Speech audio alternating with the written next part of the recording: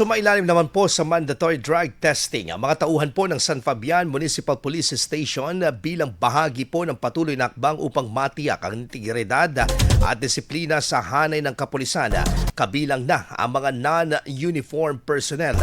Ang aktibidad ay pinangunahan ni Police Lieutenant Colonel Danilo M. Perez, ang Chief of Police ng PNP San Fabian, katuwang ang PNP Crime Laboratory Satellite Forensic Office sa Urdaneta City.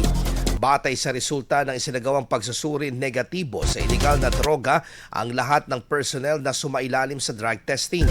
Ang nasabing aktibidad ay bahagi ng mga preventive at corrective measures ng Philippine National Police upang mapanatili ang integridad, disiplina at profesionalismo sa loob ng kanilang organisasyon.